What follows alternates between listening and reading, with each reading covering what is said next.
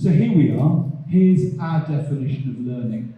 And I think we'd probably all agree with this statement. I know that it came about through consultation with parents in 2016, and the school came up with this definition that I do believe is still true now. That it's a challenging, lifelong process. Hands up if you've stopped learning. Phew. We all continue to learn every day. It builds upon existing knowledge, skills, and understanding. Wrong one. I'm just going to highlight this particular word here, skills. I'll come back to that in a moment. Learning develops intellectual potential, emotional maturity, and social values. And I think actually those three words are all very important to us. I love the fact that the three words that define our school are compassion, integrity, and determination. That's a school that I want to be part of, and I think they're really important. So, here's very briefly what our curriculum looks like from 2 years old to 18. In primary school, we adopt the International Early Years curriculum and the International Primary curriculum as a basis for what we teach. However, underpinning all of that, as a British school, we are following the UK national curriculum. And that follows from really 2 years old all the way up to when children leave at the end of their education here with us. It's very dependent on the courses that children are taking for their further education. And I think it's really important to realise that the job for primary is to prepare our children for the future, clearly. The way the curriculum works, and I put this funny little arrow here, is that the curriculum spirals. And that's an important concept that I think sometimes internationally some parents don't understand, because that's different to the way some other curricula actually work. So I'll give you an example that when my children were at school in Thailand, they were part of a British school there, and some of their friends were part of an American school. In the American school, some of their friends were studying algebra at primary school to a very high level. But that's all the learning they had on algebra. And so actually they did that course unit, and that's all the learning. The way that the UK national curriculum and our curriculum works is it spirals. So what we will do is we'll introduce a concept at a certain age, and we'll build on that concept in years to come. So a maths example, an algebra example, would be the whole concept of a letter as a number, for example, a hidden number, and that builds into algebra later on. And I stand by that as a concept for learning. You build on basic understanding, and that builds year upon year. So I think that's an important concept to understand.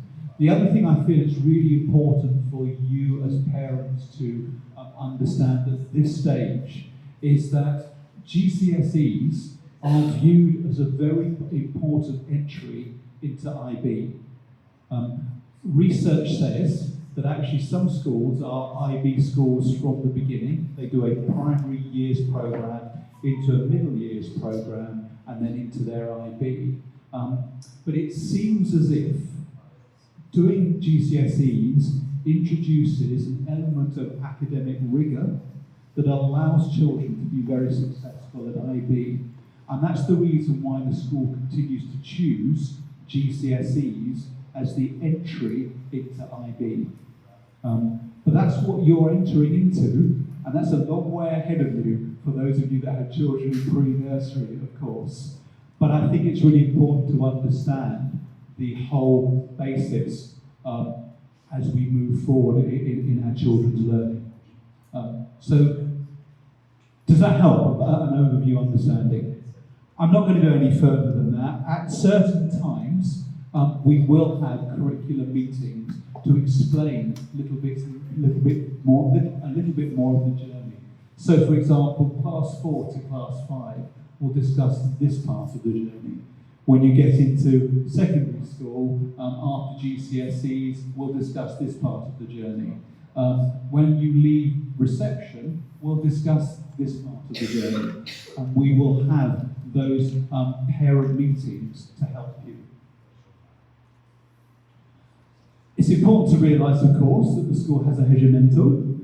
We do comply with Brazilian regulations. And it's important to realise that because there are certain things that we must teach that actually we don't have an option. And in all honesty, you as parents don't have an option. These are things that we must teach. And I think it's important to realise that. An example, a simple example, would be there is a legal obligation to teach PE, for example. I don't think anybody would argue about the need to teach PE, but it's important to understand that actually we look very carefully at the Brazilian regulations to ensure that actually we fulfill the requirements for both Ensino Fundamental and then later on Ensino Médio to make sure that we fully comply with Brazilian regulations. And that's the reason why in secondary there are some top-up lessons, for example, Philosophia, Sociologia may be offered to make sure that we build fully on the Brazilian regulations. Something perhaps not to talk about now, we're in primary. But it is important to realise that there are things that we must teach. So the question that we have for you as parents, as we have these conversations about curriculum, is if this is how we must teach it, when do we teach these things? When's the appropriate age? And I think that's an important future discussion that links with the meeting in 2 weeks' time related to PSHE, for example. We must teach certain things. So it's about how we consult with you about when we teach certain things. But I think that's a conversation not for today. This is an overview conversation about the curriculum. So there we go. A little bit more detail. I will share these slides with the PTA afterwards. And if you click on these two icons here, they will link directly to the International Early Years Curriculum and the International Primary Curriculum websites. So if you wanted to know a little bit more about those organisations, you can simply click on those links. They are in English, but obviously I know that I put the translate button on my computer sometimes if you need to. So I'm going to go into these in a little bit more detail now. So first of all, some of this is lifted straight from their website. So the first sentence is from their website. The International Early Years Curriculum is a comprehensive curriculum that encompasses all areas of learning relevant to early years. And I often say to teachers, and I say to parents, that one of my favourite places in the whole of the school is early years. When you go into a classroom where there are 2-year-olds, everything is level.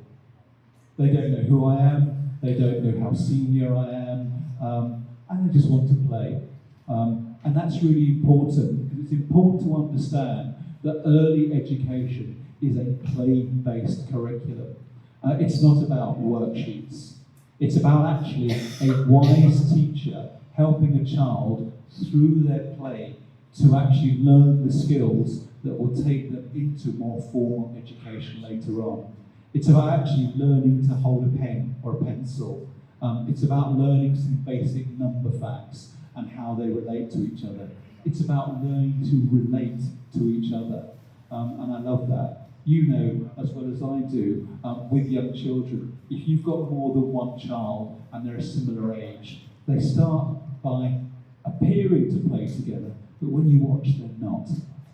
They're playing individually together, and gradually those social skills start. And it's lovely to see. And that's when, I know, as a parent, the temper tantrums start. I want that toy. You can't have it. And that's part of that play-based learning, learning to cooperate and learning basic skills. Now, how do we assess that curriculum? I'll talk about that now, and I'll come to a more formal assessment in just a moment. Many of you who have children in pre-nursery, nursery or reception will be familiar with the Seesaw app that we're using. That's actually an assessment tool. So you'll see pictures of your children doing certain things. What the app does is it allows the teacher to go, that child's done this. So we tick off that area of the curriculum, and then we can stand back and look at what the child can and can't do.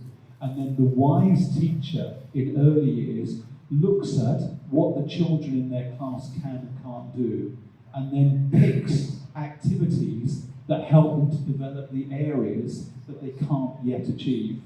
So that's where Seesaw is really important, and that's where actually your contribution to Seesaw is also very important. And I know that actually the reception early years classes have had and will have more parent meetings to explain more fully about how that works.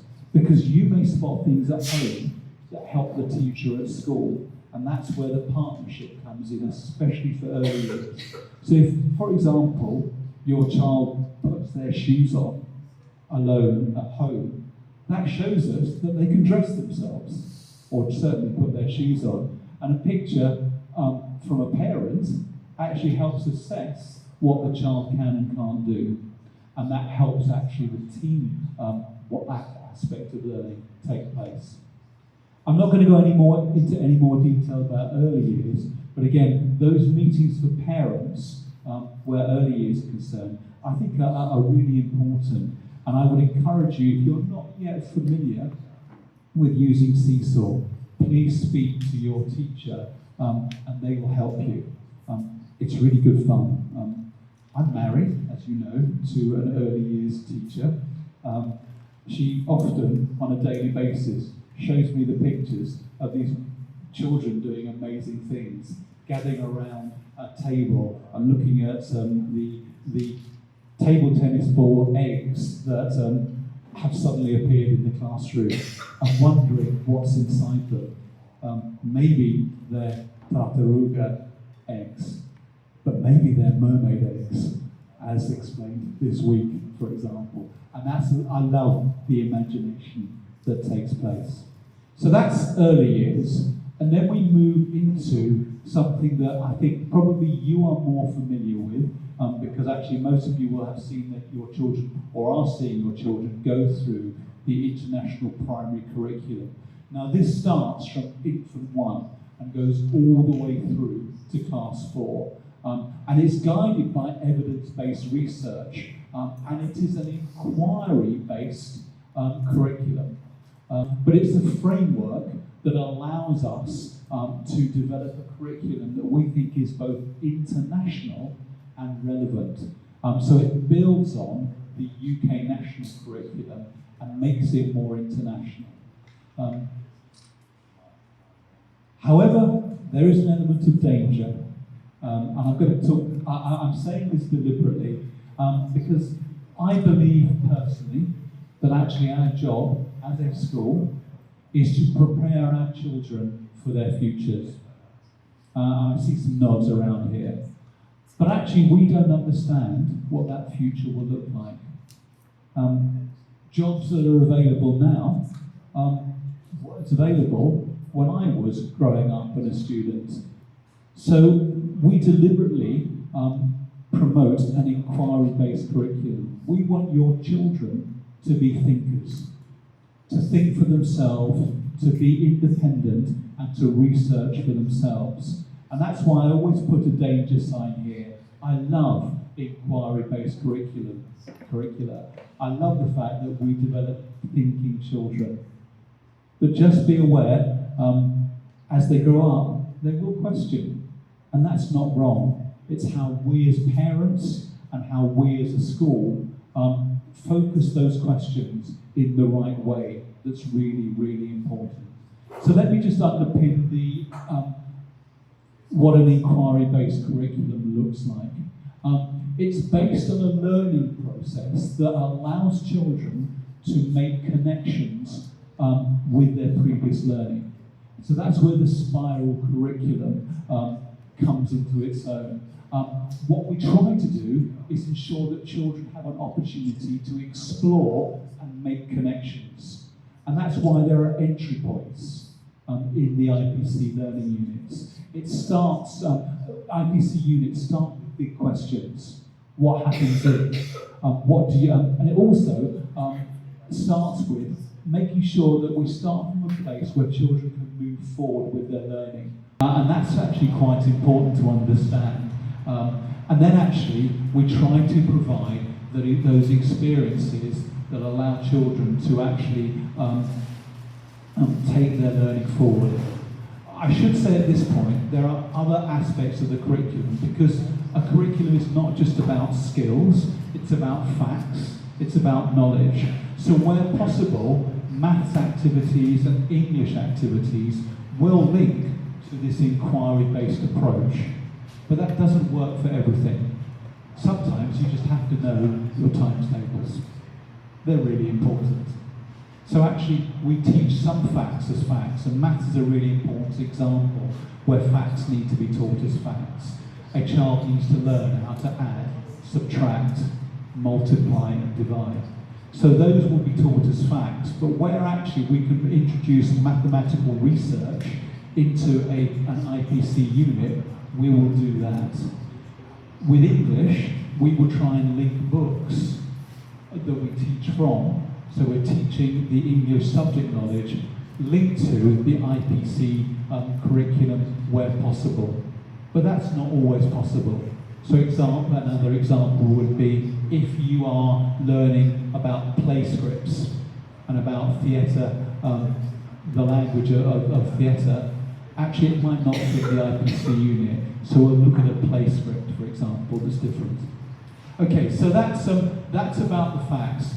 This is the inquiry cycle, and this is a research model of inquiry. As I said, these will be shared with you, but actually this is the way that inquiry-based learning works, is you engage students,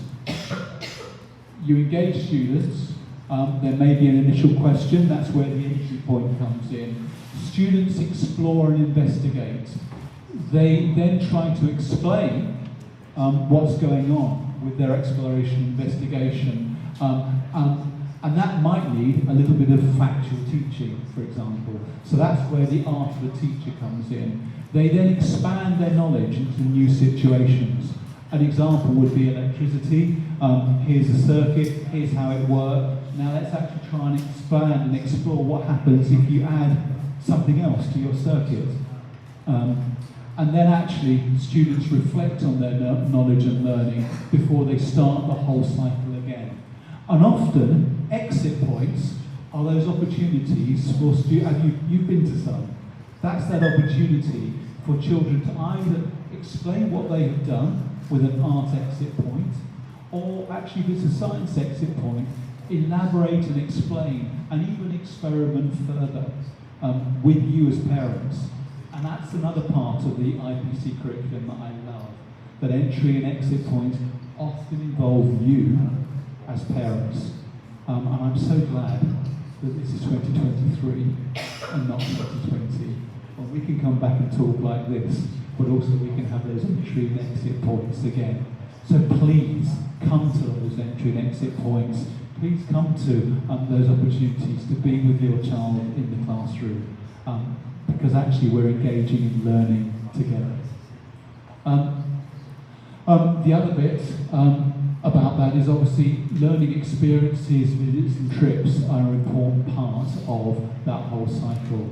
I know that Mr Will had a meeting yesterday with an NGO looking at actually plastics in the sea and how that might fit into one of our topics, for example. So we're constantly looking at how we can develop our curriculum. And there are a whole bunch of experts sitting in front of me. So please talk to us. If you have a particular expertise that you think could be useful and shared, we'd be very happy to listen. The whole aim, however, is this. We want to develop your children into independent and creative thinkers. That's the purpose of our inquiry-based curriculum, and that's what we're doing. And when you join the school, that's what you signed up for. Okay, how do I learn about the IEYC and IPC learning units? When you received your handbooks at the beginning of the year, there was a link to every topic being discussed, looked at that year. They are on the website. So I'll give you an example of the page in the handbook. It looks like this.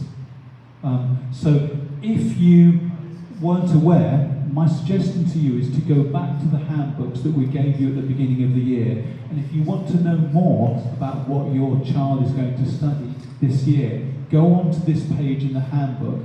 And each of these links into the learning units links to the specific learning unit from the IPC. So it will give you an explanation. So we have provided you with all of that information.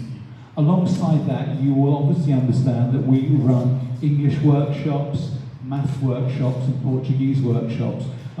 We're currently in the process of finishing lower primary Portuguese workshops. There'll be some upper primary ones. And next term, we have a whole series of maths workshops planned, which will help you understand what your child is learning at their specific age and stage of learning. But if you want to have an overview of what your child is going to learn about, these are the units here.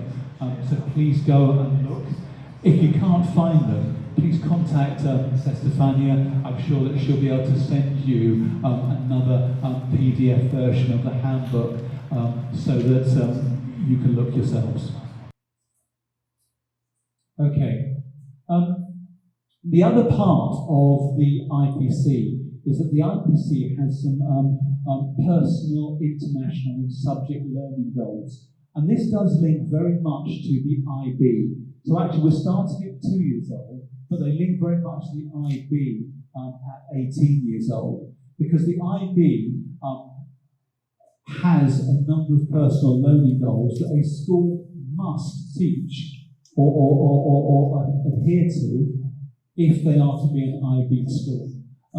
And so what it looks at is actually those learning goals that are centre to help children move forward in their learning. I'm going to come to the slide in a minute that talks a little bit more about them.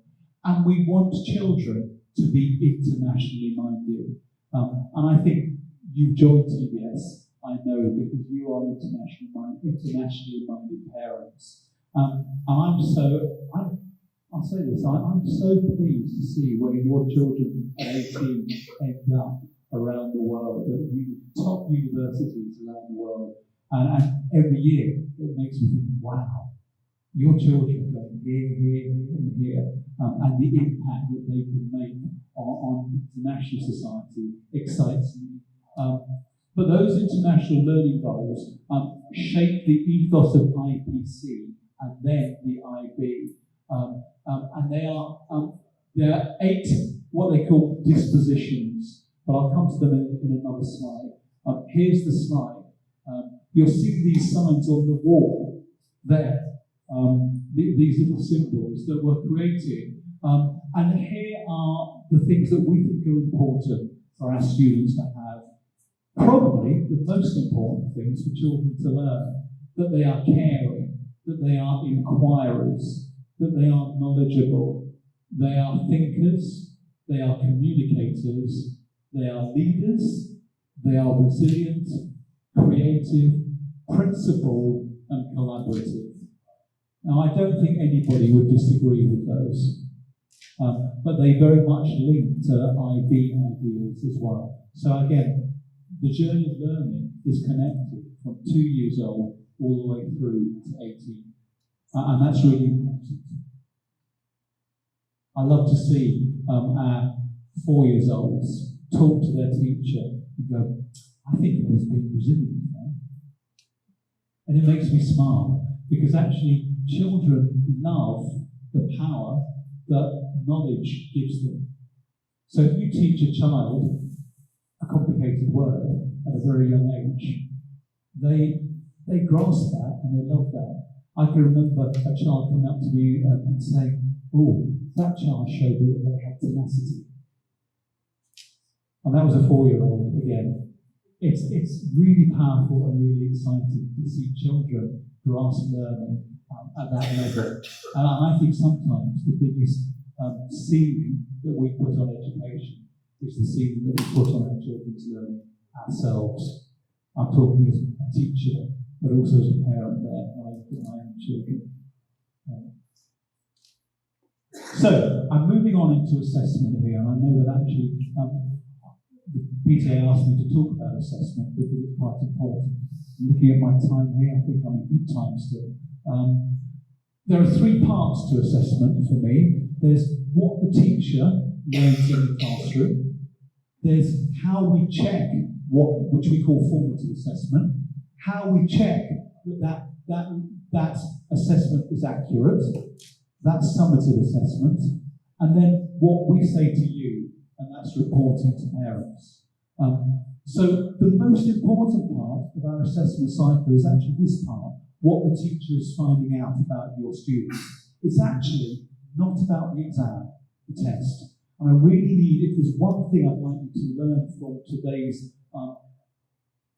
seminar, it's actually that formative assessment is the vital part of learning. Because actually, an examination might give a false result, it might give a too high result, a too low result. It's when we reference that to what a teacher thinks that a child knows, that's when it becomes very powerful. So formative assessment is actually checking what a child can do in the classroom and actually evidencing it. Where's the evidence? The evidence comes in books, what a child writes. It comes through the teacher notes, what a teacher observes and sees taking place. And actually what a child says, what a child discusses either with their friends or with the teacher. And then a teacher will make notes about that. What's important to understand is, although that sounds a little bit woolly, how do we know that? Teachers must record it centrally. And that's an important part of a school system, to make sure that a teacher knows what a child is doing. And then obviously we report that to you as parents. We'll come to that in just a moment. So here's some evidence. A child's written, a teacher has looked at it, and then a teacher will make notes about what a child can do. That's learning. How do we then cross-reference that as a school? Well, we have a whole list of things that a child should be able to do. So these are some reading ones.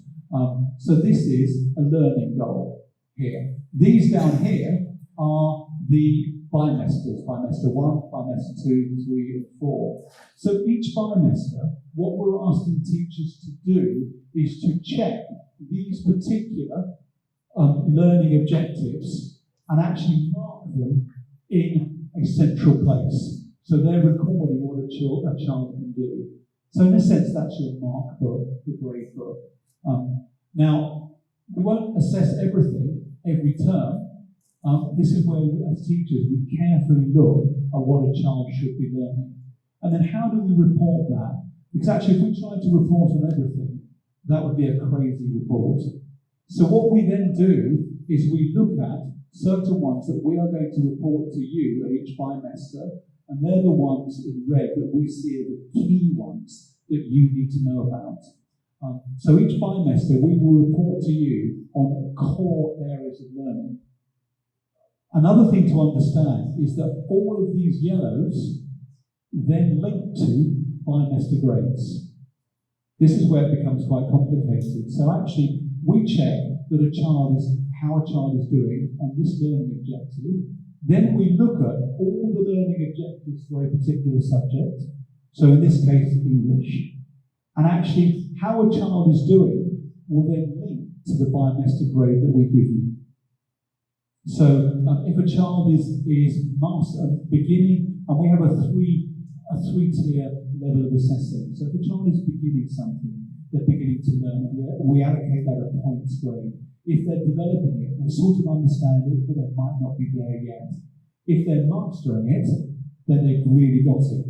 So if they're mastering all of these areas, then your bimester grade at the end of the year, at the end of that bimester is going to be a 10.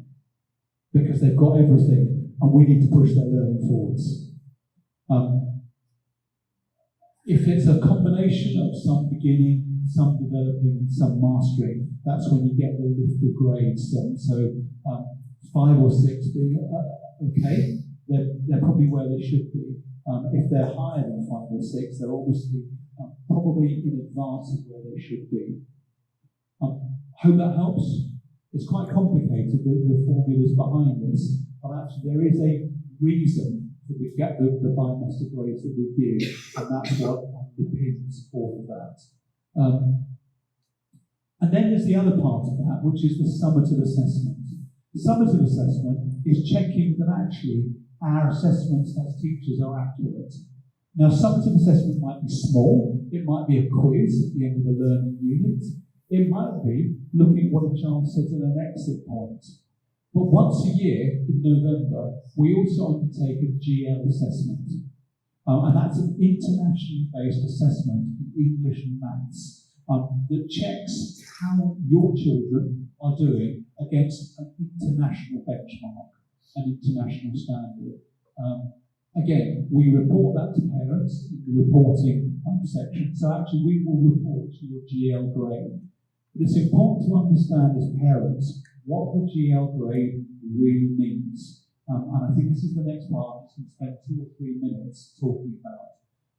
It's an international comparison. It's based on a standardisation. It assesses English and maths. We do it from infant 2 upwards. And what it does is it standardises their score at 100. So if actually you take a GL test and you score 100, it means you're doing pretty well compared to everybody in the world. But it's an average. So if you're 99, it doesn't mean to say you're doing particularly badly. It just means that we might need to help you a little bit more. Again, if you score 101, it doesn't mean to say you're a genius. It just means you're doing a little bit better than others. If the score is significantly higher or significantly lower, then we would probably be talking to you as parents about what we're doing to enrich your child's education at the high end, what we're doing to help your child to catch up at the lower end. So this is where 100 is fine. 112 is regarded as significantly high and may mean that a child is doing really, really well, and 88 may mean that we need to support your child in additional ways. We have to understand that when a child first does these tests in infant 2, those scores might be a little bit unreliable, and that's my experience of this, because actually they're doing it for the first time. So actually those tests can be a little bit unreliable. So if your child scores 140 in infant 2, it might mean they're a genius, but it might mean the test has been a little bit unreliable. So we look at those against the other scores. If over the time, infant 2, class 1, class 2, what happens is you see a child's score move from 100 upwards. What that's probably telling you is that your child's doing better and better and better. And actually, that's what we call value added. If a child actually every year scores 100, they're doing okay. What they're showing me internationally is they're reaching international standards. However, if a child's score rises slightly, then actually it means that actually they're progressing and doing even better than okay. However, every year, because the test is different, you don't get 100 every year. You might do this one year and this another year, and so on and so forth. And that's normal. So just because a child's score is 110 one year and 105 the next isn't a cause for worry. But we will keep a careful eye on what's going on. What I'm interested in is what the line looks like at the end of their time with us. And then the GL report that we take is used by teachers to look at the next steps for students. Here's what it might look like over time. So this is, I've taken names out deliberately. I pulled up the names, so actually these do relate to students, but I won't tell you which students they are. They are the 2023 Class 5 students. And actually, what's really interesting is that in 2018, their GL score for English was 98. This child was 98, finished at 96, roughly where they should be. This child here was 93 and finished at 96. So actually, did better at the end than at the beginning. This child here did exactly what we would have liked them to do, 127, and finished at 127. Now, what's really interesting, and I'll talk about this for 2 minutes in a second, is what happened in 2020 when we spent a whole year learning at home. Is scores across the school dipped, but actually what I can tell you as parents is that actually in 2021 and 2022, average scores across the whole school then rose again. So actually children have caught up, but we are keeping a very careful eye on certain children. What's really interesting is these are trend lines for individual students. So actually there's the 2020 drop, and then actually everybody has risen. If I look at that in a whole school perspective, it looks like this for Botafogo. So the blue line is English. So there's the drop in English in 2020 and the rise as an average. So we started just below 104 and we rose. So what does that tell me as a school? Well, if the international average is 100, our children are performing above average in general. So again, that's in part due to you as parents. It's also in part due to the school teaching well, and it's great to see. In maths, the children started above average in 2018, and the line dropped very slightly, but it's still above average in 2022. So your children were above average. As a school leader, I'm asking myself the question and asking the school the question, why the drop between 21 and 2022? Is that just a trend? How does that link to the beginning here? And what I'm looking at is, because I know that input 2 data, it can be unreliable, what's the relationship between this score here and this score here? 106.8 to 104.2. That's broadly in line with where I'd expect them to go to be. So I'm relatively happy that things are okay there. And these are the average for the whole school? This is the average score for the whole of class, current class 5. Now I've got the average scores for every year group. Just for class 5. But this is just for class 5 as a trend, because actually what they're showing me is the beginning of their journey to the end. So to illustrate for you, I've given you class 5 data just to show you how the school is tracking. What you will receive is, this is the score in any year that your child scored in English and maths. It does then lead to discussion, because as you can see, it's quite complicated. But please, if you have questions about GL data, please speak to teachers, and if I need to actually have another session about GL data in particular, then I can possibly offer one. So this is the summary. I'm going to move on at that point. I talked about the COVID effect. Across every year group, there was a dip in 2020, but there's been a rise in 2021 and 2022. What I would say is the dip was much less than we expected. And I think that's due to your part in 2020, supporting your children at home. I think the school did a good job of providing some online material, but it was hard. We all recognise that. And then it's the catch-up afterwards. What we've noticed, however, is that hands-on activities we need to focus on. So what's really interesting is things like measure, which normally in maths are the things that children do well in, they're not doing quite so well in after COVID. So we have to put in extra lessons about measurement, because that's a hand-on activity that you teach with a ruler, hands-on.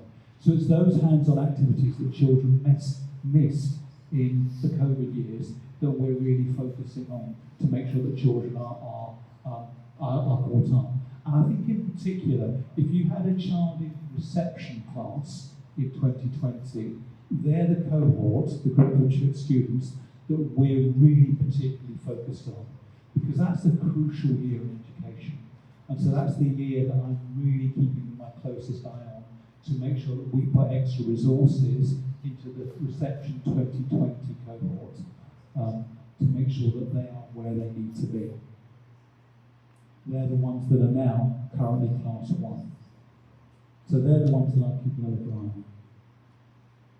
on. Finally, what do we tell you? Well, it all comes in your reports and grades.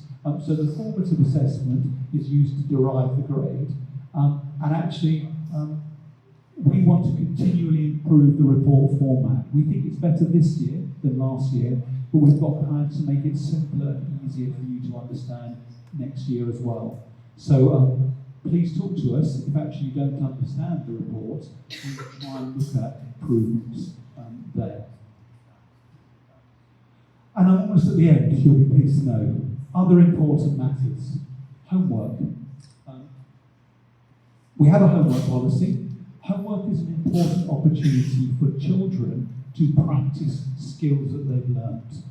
We won't give students new things to learn in homework, because that's the teacher's job at school, with your support. But we may give them a research project from time to time, maybe once a month, find out about this. But actually, the important skills that children should be learning on a daily basis are things like reading, both in Portuguese and in English.